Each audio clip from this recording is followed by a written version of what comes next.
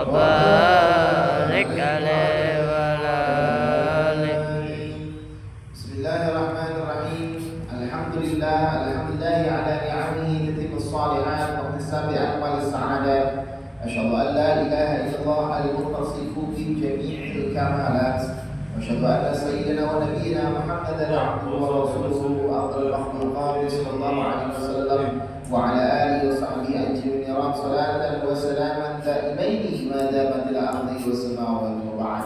Alhamdulillah, puji syukur kita panjatkan kehadirat Allah Subhanahu wa taala seiring segala limpahan nikmat yang Allah telah berikan kepada kita, sehingga pada kesempatan yang berbahagia ini di malam hari ini kita bisa menunaikan kewajiban kita kepada Allah, melaksanakan salat maghrib dan disuruh dengan melaksanakan salat sunnah. Mudah-mudahan segala amal yang ibadah kita maupun yang sunnah bisa diterima oleh Allah Subhanahu wa taala. Salawat dan salam selalu tercurah kepada Nabi Muhammad SAW. Semoga kita termasuk umat Rasul, umat yang istiqamah menjalankan sunnah-sunnah Rasulullah SAW. Hadirin rahimakumullah, seperti biasa, sebelum kita mulai ta'lim, marilah kita awali dengan bacaan suratul Fatihah dengan harapan semoga Allah Subhanahu wa taala selalu memberikan keberkahan dalam kehidupan kita, keberkahan dalam umur kita, keberkahan dalam rezeki kita, dan keturunan yang saleh dan salihah, dan senantiasa bertakwa kepada Allah Subhanahu wa taala, dan mudah-mudahan Allah memberikan ilmu yang bermanfaat bagi kita semuanya. Amin. Menunjang ibadah kita kepada Allah Subhanahu wa taala, dan kita selipkan doa untuk orang-orang terdekat kita, kerabat kita, handai jalan kita, keluarga kita yang belum mendapatkan hidayah dari Allah, kiranya Allah berikan hidayah kepada mereka semuanya. Ala hadhihi niyyah wa ala kulli niyatin salihah wa ila hadratin Nabi Muhammadin sallallahu alaihi wasallam. Al-Fatihah. Alhamdulillah rabbil alamin.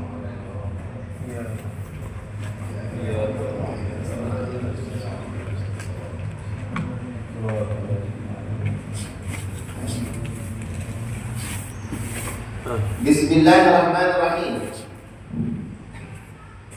Wa 'an Ibnu Umar radhiyallahu anhuma anna Rasulullah sallallahu alaihi wasallam qala Allahumma arhamil muhalliqin qalu wal muqassirina ya Rasulullah qala fi dzalika wal muqassirina muttafaqun alaih. Dari Abdullah bin Umar radhiyallahu anhu, sesungguhnya Rasulullah sallallahu alaihi wasallam bersabda, ya Allah, rahmatilah al-muhalliqin. Muhalliq ini maknanya adalah orang yang mencukur. Muhalliq istilahnya tahallul itu ada muhalliq, ada muqassir. Jadi tahallul itu ada yang muhalliq, ada yang muqassir. Jadi kalau kita kenalkan tahallul untuk rambut gitu ya. Jadi ada muhalliq, ada muqassir. Apa itu muhalliq? Muhalliq yaitu orang yang mencukur rambutnya. Makna mencukur ini adalah dia nyukur banyak, nggak sedikit. Itu namanya muhalliq. Maka di pertemuan yang lalu, kalau memang kita mau habisin, itu lebih afdal, ya kan? Tapi kan nanti tahallul itu ada tahallul kecil, ada tahallul besar. Ya, ingat bahwa tahallul itu ada dua. Ada tahallul besar, tahallul setelah kita tawaf ifadah. Ya, ada istilahnya tahallul. Ada tahallul kecil. Nah, tahallul kecil itu sedikit aja, lebih banyak tahallul besar. Nah, jadi al-muhalliq ini mencukur rambut.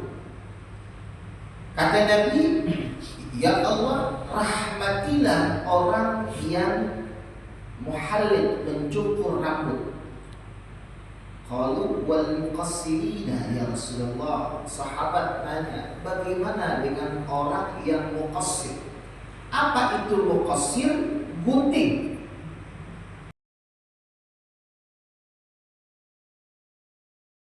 Berarti ini Nabi penguatannya kepada muhalliq.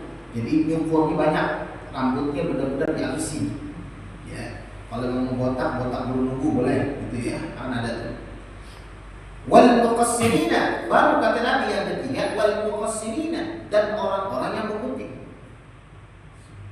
Makanya kalau kita belajar mengenai mencukur kumis, ya, mencukur. Kalau melihat dari hadis Nabi, itu sebenarnya yang disebut mencukur itu bukan mengerok kumis. Kumis itu kalau di dalam hadis Nabi bentuk fiilnya adalah menggunting. Ya, apa gunting sih? Bedakan menggunting mengerok? Beda, gunting. Sunnahnya begitu, bukan pakai jilet kultur gitu, gak sunnah sebenarnya. Ya, gitu. Jadi selama ini dikerok apa digunting? Dikerok. Sunnahnya digunting. Gunting juga bisa. Dibikin gunting gitu ya. Ya itu kalau kita mengambil sunnah. Jadi ada perbedaan antara ngerok, gunting, mencukur itu beda. Kalau mencukur sama menggunting itu ada kaitannya dengan tahallul. Ya, tahallul itu kan bagian daripada haji. Gak boleh gak tahallul, harus tahallul. Gimana kalau seandainya seseorang tahallul itu gak cukup waktunya buat tahallul? Rukun haji, rukun umrah kan sama, bedanya kan tawafnya. Bedanya adalah wukuf di padang Arafah. Rukun haji umrah sama. Umrahnya paket hemat 7 hari, PP 2 hari, di sono 5 hari. Gak keburu untuk tahallul. Apakah boleh tahallul itu nanti di pesawat? Ada ulama menjelaskan kalau memang waktunya gak keburu, silakan saja. Kalau gak keburu, ya ini bicaranya kalau gak keburu. Contoh lagi nanti istilahnya orang yang haid, ya, kita akan bahas tentang orang yang haid itu dapat. Ya, kita haji akan kita habiskan hari ini, insyaallah. Ya nanti baru tentang haid berikutnya. Kita ke tafsir dulu, ke tahallul. Nah, bagaimana hukum tahallul itu, mencukur rambut itu? Ya. Jadi ingat, mencukur, menggunting. Menurut Imam Malik dan Imam Ahmad, mencukur itu wajib, harus dicukur, nggak boleh gunting. Imam Syafi'i dan Imam Abu Hanifah mengatakan, ya, sunnah itu muqassir. Mencukur ketika tahallul itu hukumnya sunnah. Tapi Imam Syafi'i dan Imam Abu Hanifah berbeda pendapat juga, batasan itu disebut dengan, ya, menggunting atau muqassir. Kan yang diperkenankan muhalliq, mencukur tadi ya. Batasannya apa itu muqassir? Kalau Imam Syafi'i itu menggunting 3 helai itu cukup. Kalau Imam Syafi'i menggunting 3 helai semana sih? 3 helai rambut itu digunting doang dan selesai. Makanya kalau seandainya ada orang ini gak ada waktu misalkan buat tahallul, bohong berarti. Kenapa? Tahallul itu kan bisa modelnya muqassir, cuma motong doang kan bisa, selesai. Masa begini juga gak bisa? Ya, yang gak bisa berarti malas. Kemudian menurut Imam Abu Hanifah, Imam Syafi'i tadi kan 3, seperempat, makanya istilah seperempat ini juga dipakai ketika berkaitan dengan wudu. Ya, wudu pernah kita bahas mengenai bab wudu. Wamsahu bi ru'usikum wa arjulakum ilal ka'bayn. Dalam ayat wamsahu artinya adalah usap bi ru'usikum, gitu kan. Pala kalian. Bini itu ada yang mengatakan seperempat, ada mengatakan sedikit saja. Imam Syafi'i itu sedikit aja. Yang penting itu nyentuh, selesai.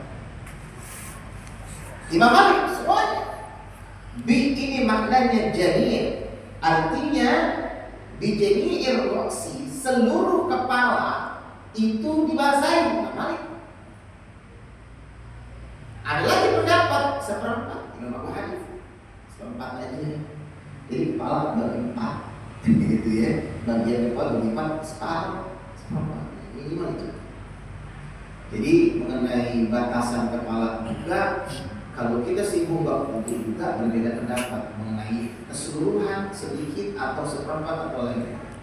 Ya, ini mengenai pendapat-pendapat antara muhallil muqassir tadi kembali ya. Jadi intinya kalau seandainya kita memang nanti umrah, ya Allah takdirkan kita umrah lewat mana nggak tahu dari mana lagi bisa, gitu ya. Ya namanya ya rezeki gitu ya. Kita beli apaan, ada undian umroh, bisa-bisa. Dapat doanya kan kita nggak tahu. Ya nggak tahu.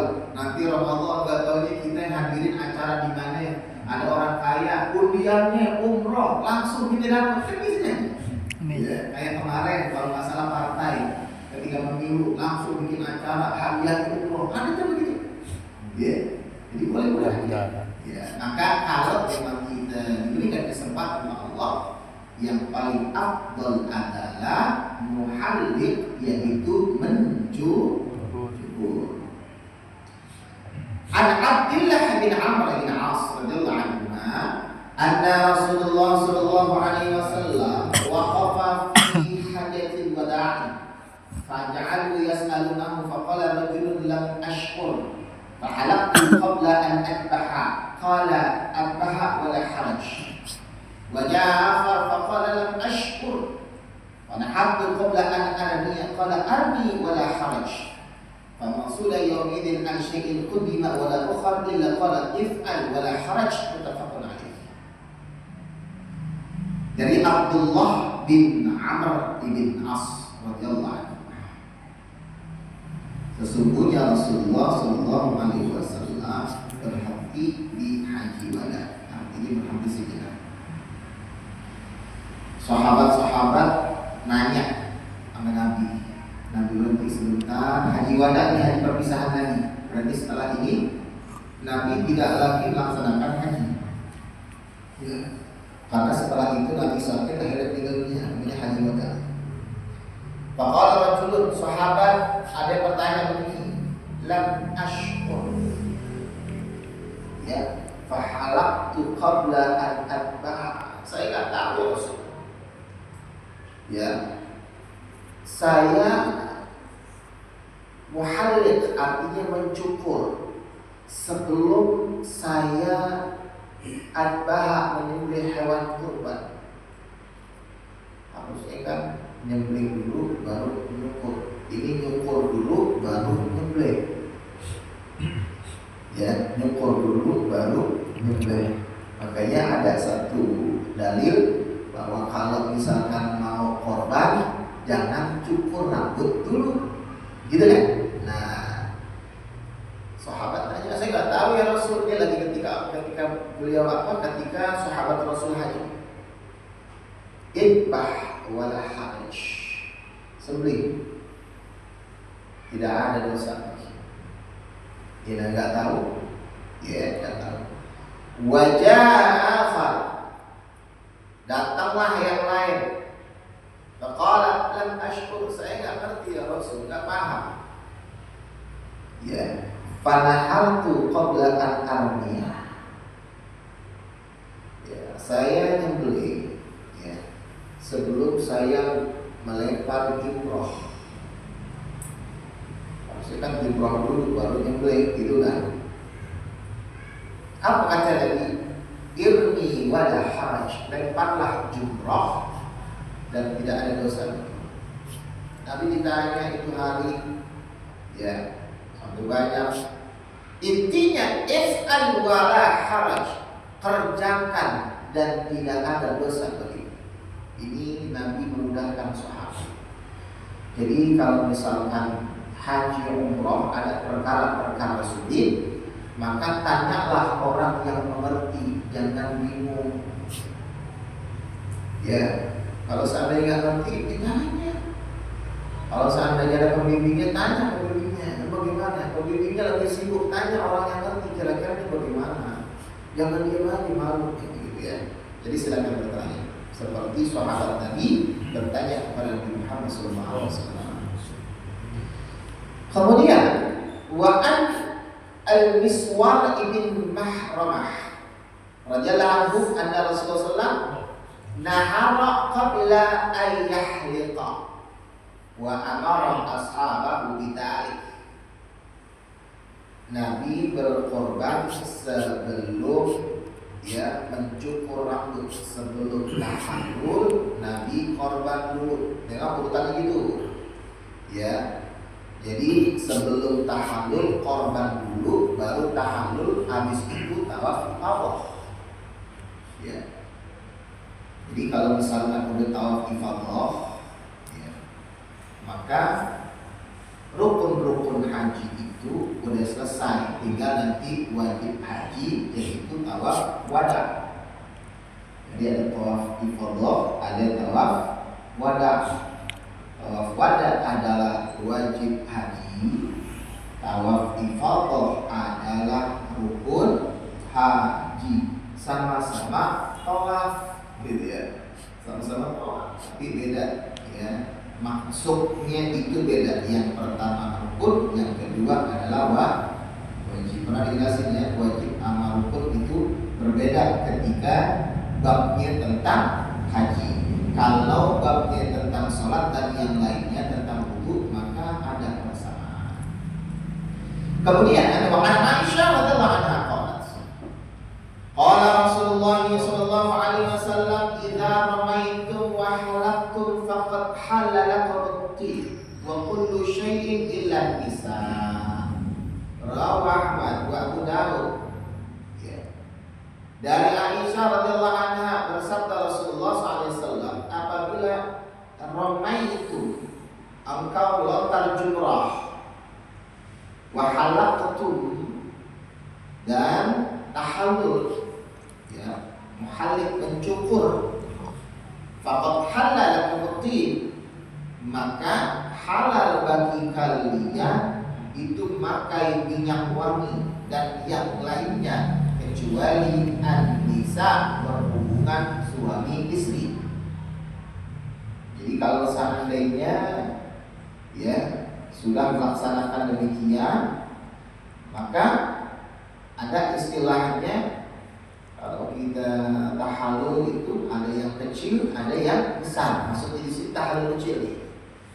Kalau tahallul yang kecil, maka boleh pakai minyak wangi dan hal-hal yang lain yang diharamkan ketika ihram, ya, kecuali hubungan suami istri. Dan di tahallul besar, tahallul yang paling besar, artinya adalah yang lebih banyak dipotongnya, maka di situ diperbolehkan. Ya, di tahallul ada dua ya.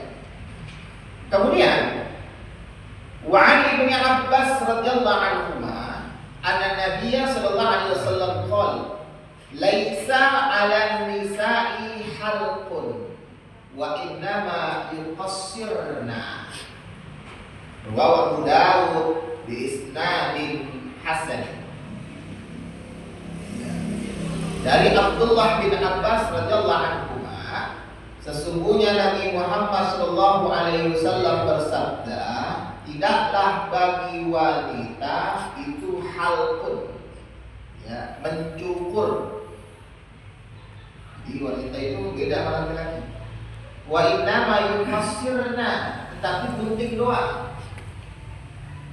Laki-laki afdalnya itu adalah mufassir, ya, mencukur. Kalau perempuan itu tidak afdal mencukur. Perempuan itu hanya menggunting dikit. Makanya ada juga tuh yang persiapan haji di antaranya bawa gunting, gitu ya. Pak Haji bawa gunting? Kayaknya sih Enggak ya? Numpang Di tempat ya? Iya, di tempat. Dibotakin nggak? Enggak ya? Cuma halik doang. Jadi mau halik aja. Halik aja. Ya, jadi ada juga yang mengisyaratkan gunting, tapi memang sekarang kan nggak boleh karena masuk bandara gunting dilarang. Beli di sono. Iya, beli di sono. Ngapain ibarat kita bawa gunting, apalagi bawa senter, ya dengan zaman lagi sekarang gitu kan. Ya, jadi perbedaannya memang banyak antara pergi haji zaman yang mungkin belum ada handphone sama sekarang beda. Ya. Kemudian An Ibnu Umar radhiyallahu anhuma annal Abbas bin Abdul Muttalib ista'dana Rasulullah sallallahu alaihi wasallam ayyabita bi Makkah layaliyina min ajli siqayatihi fa'adina lahu muttafaqun alaihi. Abdullah bin Umar radhiyallahu anhu. Nah, kanat siqayat al-haji min Zamzam ila al-Abbas bin Abdul Muttalib. Farakhasa lahu an-nabi fi tarkil mabit bina layali at-tashrik bidalik. Wa amma ghayruhu mimman lam yumkinu lahu darurah wala udhr wala budda ay yabita bina tilka al-layali. Nah, ada tugas yang namanya siqayah. Siqayah itu, ya, mengalirkan air Zam-Zam, yang mana tadinya adalah tugasnya Abbas bin Abdul Muttalib. Jadi Abbas bin Abdul Muttalib ini, ya, ista'dana ini minta izin kepada Rasul untuk ayyabita Makkah layalin minha, untuk mabitnya itu di Mekah di malam-malam, harusnya mabitnya di Mina. Harusnya kan itu mabitnya di Mina, nggak taunya mabitnya itu di Mekah. Kenapa? Kalau di Mina nanti yang ngairin Zam-Zam siapa? Makanya minta rukhsah, ya, minta keringanan.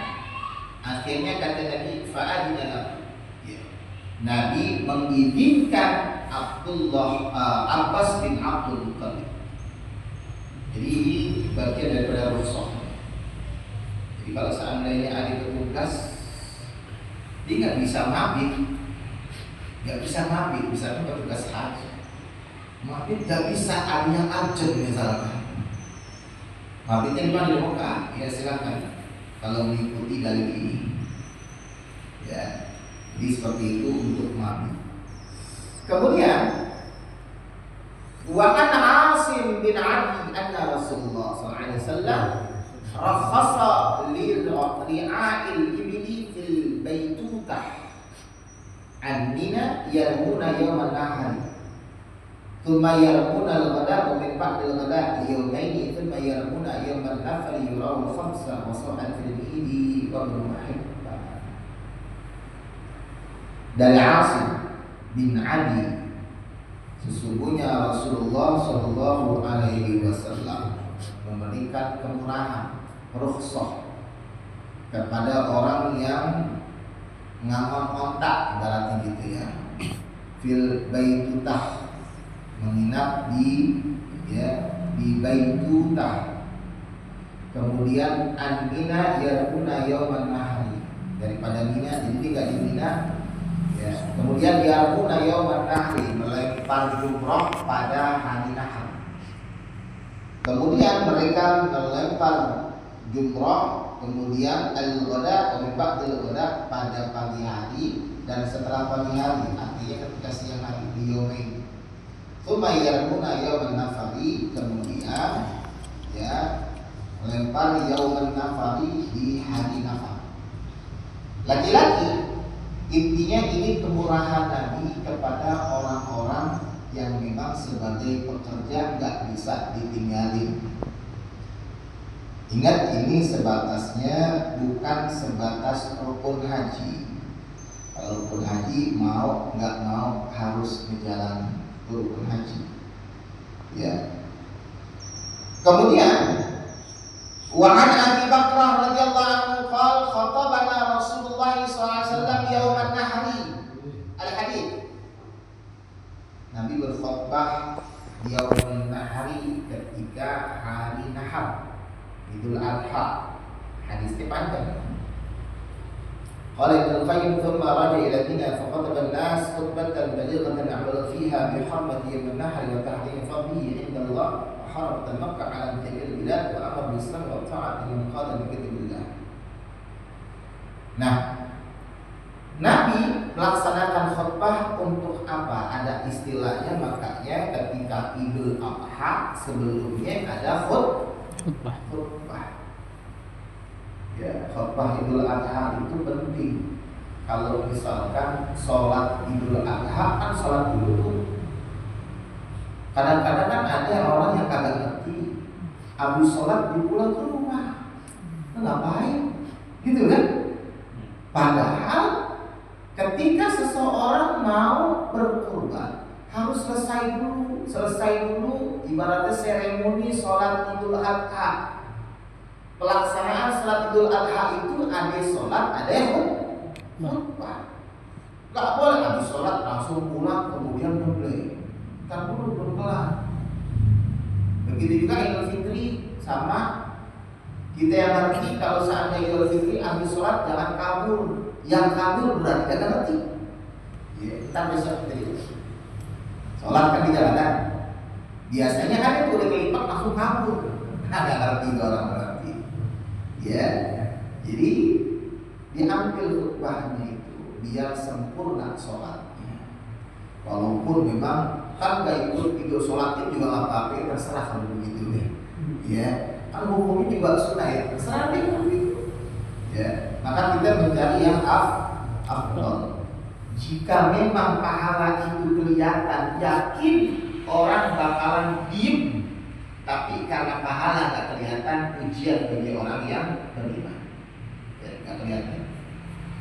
Kemudian wa'an Sarlam bin Nabhan radhiyallahu anhu kata Rasulullah SAW yaumar ru'us. Nabi khutbah. Khutbah di sini maknanya Nabi menyampaikan pesan-pesan. Yaumar ru'us. Yaumar ru'us itu, ru'us artinya asal kata daripada ra'su, hari kepala. Hari kepala itu bahasa Arab itu. Kadang kita kalau maknanya secara harfiah bikin bingung. Yaumar ru'us, hari kepala-kepala, maksudnya apa? Nah, yaumar ru'us itu artinya adalah hari di mana kepala korban itu udah pada buntu. Namanya ru'us. Kapan tepatnya? Setelah Idul Adha tanggal 11 Dzulhijjah. Kan mereka langsung tuh malah dibutuh semua kan?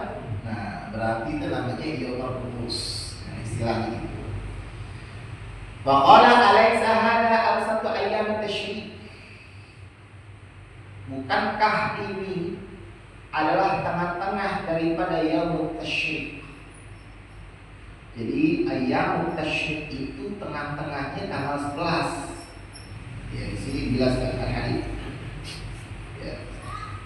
Kemudian hadzal yaumul ladzi tad'un yaum al-ru'us qalu Allah wa rasuluhu hadza awsatu yaumut tasyrik. Hal tadruna ibadah hada. Kemudian apakah kamu tahu ini di mana kita? Kata sahabat Nabi, Allah wa Rasulullah a'lam. Allah dan Rasulnya mengetahui. ini adalah Masy'aril Haram. Ya, artinya Masy'aril Haram, ingat yang disebut kalimat Al-Haram, Masjidil Haram, karena di situ yang namanya darah gak boleh ditumpahkan di Masjidil Haram, gak boleh. Ya, kemudian gak boleh ada peperangan di Masjidil Haram. Namanya haram untuk berbuat hal-hal pertumpahan darah. Ya, kemudian tentunya pencurian nggak boleh. Makanya kalau ada orang mencuri di Masjidil Haram, siap-siap nanti tangannya dipotong. Kalau misalkan kita nanti ke sana, itu biasanya ada sa'il. Sa'il, tahu sa'il banyak?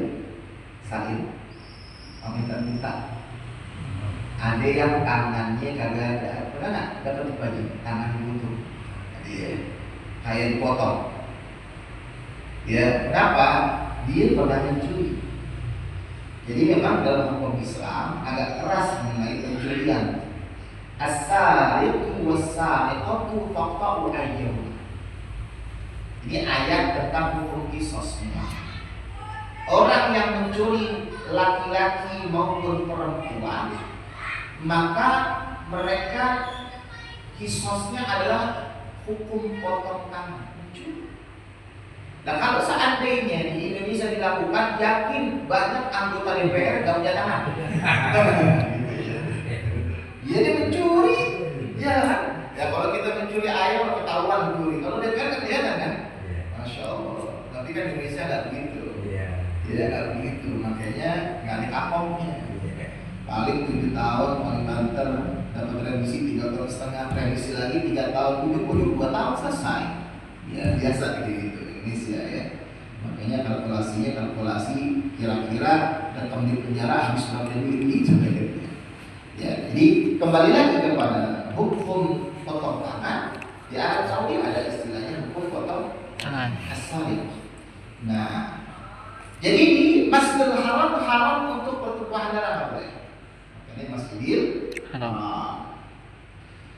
Wa an Aisyah radhiyallahu anha anna Nabiyya sallallahu alaihi wasallam qala laha tawafuki bil baiti wa sa'yuki baitas Safa wal Marwa yakfiki li hajjika wa umratik. Rawahu Muslim. Dari Aisyah radhiyallahu anha, sesungguhnya Nabi Muhammad SAW bersabda, tawafuki bil baiti, tawaf kamu di Baitillahil Haram, sa'i antara Safa dan Marwah, itu haji dan umrahnya cukup. Ini maknanya jangan keliru, jangan sampai belakang katanya kalau haji itu al-hajju Arafah. Kenapa ini hadis? Hadis ini riwayat Muslim. Tawafmu ini untuk laki-laki, untuk perempuan, laki-laki. Tawafuki bil baiti wa sa'yuki bainas Safa wal Marwah yakfiki li hajjika wa umratik. Tawaf di Baitillahil Haram, kemudian sa'i antara Safa dan Marwah itu mencukupkan hajimu. Maknanya adalah ada pendapat ya cuma tawaf sekali, kemudian sa'i sekali antara Safa dan Marwah. Jadi tawaf itu harus sa'i. Sa'i itu harus tawaf. Ya, sa'i tawaf. Jadi kalau sa'i tawaf, tawaf dulu baru sa'i. Nah, kalau seandainya hanya tawaf sekali, sa'i sekali, boleh, nggak apa-apa. Ada pendapat seperti itu. Yang tadi pendapat Imam Syafi'i. Tapi memang afdalnya adalah 2 kali. Pelaksanaan umrah itu memang sekali, buat haji sekali, 2 kali. Ya, boleh berulang kali, jangan sekali, boleh silakan. Barangkali pada umrah siapa yang boleh meninggal, asalkan kita memulainya ihram dari muka dulu. Kemudian wa Ibnu Abbas radhiyallahu anhu anna Nabiy sallallahu alaihi wasallam lam yarmul fi sab'il ladzi aqada fi rawal khamsah ila Tirmidzi wa Sahih al-Hakim. Dari Abdullah bin Abbas radhiyallahu anhu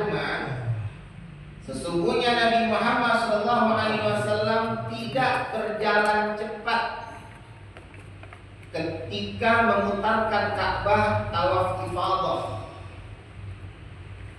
Jadi baru dijelasin yang namanya tawaf itu kan 7. Jangan jalannya cepat semua. Gitu ya. Jangan cepat tahu ya. Maka caranya adalah jalan cepat 3 kali, 4 kalinya itu jalan santai. Hikmahnya, kalau jalan cepat capek kasihan, makanya 3 kali jalan cepat. Maknanya 3 kali takrir itu artinya kan Allah suka yang ganjil. Maka ganjil yang biasa dipakai adalah ganjil 3 kali. Kemudian berikutnya yang keempat kali jalan santai. Ya, jadi tawaf itu jangan jalan cepat. Ini hadisnya riwayat Al-Khamsah kecuali At-Tirmidzi, berarti Imam Abu Dawud, Tirmidzi, Nasa'i, Ibnu Majah, disahihkan oleh Imam Al-Hakim. Kemudian wa an Anas radhiyallahu anhu anna Nabiyya sallallahu alaihi wasallam shalla az-zuhra wal 'ashra wal maghriba wal isya thumma raqada raqdatan min muhassib thumma raqiba ila al-bait fatafa bihi rawahu al-Bukhari. Dari Anas bin Malik radhiyallahu anhu, sesungguhnya Nabi Muhammad SAW sholat zuhur, asar, maghrib, isya, kemudian beliau tidur di Muhassib. Muhassib itu satu lembah namanya Muhassib. Itu nggak jauh dari kota Mekah. Di Tengah Raqiba al-Bait fatafa bihi. Kemudian menumpang kendaraannya ke Baitullahil Haram, kemudian tawaf. Tawaf. Nah, di sini kita harus lihat kembali kepada tadi tawaf. Gimana kalau seandainya orang yang haid, perempuan haid, umroh, lagi haid, umroh, bolehkah dia umroh ketika haid? Gitu kan? Mundur bisa nggak? Nggak bisa. Ya nggak sanggup. Ya udah nggak usah berangkat, capek. Nah, itu kan dia. Nah, maka kita harus lihat rukun haji, wajib haji, ada yang boleh dilaksanakan walaupun dia haid. Contohnya ihram dari miqat, dari Al-Lam ya. Kemudian wukuf di padang Arafah. Boleh dia dalam keadaan haid, boleh perempuan. Kemudian mabit di Muzdalifah, boleh dalam keadaan haid. Jumrah dalam keadaan haid, boleh. Yang tak boleh adalah tawaf. Tawaf. Maka kalau seandainya tawafnya itu tawaf wada. Nah, di sini dijelasin. Ada Ibnu Abbas radhiyallahu anhu qala umira an-nasu an yakuna akhir ahdi bil bait illa annahu khafif 'ala al-haid. Muttafaqun alaih. Dari Abdullah bin Abbas, manusia umat Islam itu diperintah untuk mengakhirkan masanya di Baitullahil Haram dengan tawaf, gitu ya. Namanya tawaf wada, wajib hukumnya.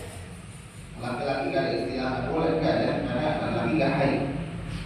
Gimana kalau seandainya perempuan yang haid? Perempuan yang haid kalau seandainya gak perlu tawaf wada, silakan saja. Apakah biar dam? Oh, yang Imam Abu Hanifah damnya seekor onta. Onta berapa duit? Pergi umroh, dia mau tawaf wada, balik lagi meninggal kalau begitu. Maka bayar gitu ya akhirnya. Maka kita lihat Imam Syafi'i, silakan saja, nggak usah pakai tawaf wada. Gimana dengan tawaf ifadah? Tawaf ifadah ini caranya bagi orang yang umrah. Kalau haji kan lamaan. Dilihat, tawaf ifadah itu kan adalah rukun haji, rukun umrah, gitu ya. Kalau seandainya perempuan ternyata haid, maka cari ya di mana waktunya itu tidak haid.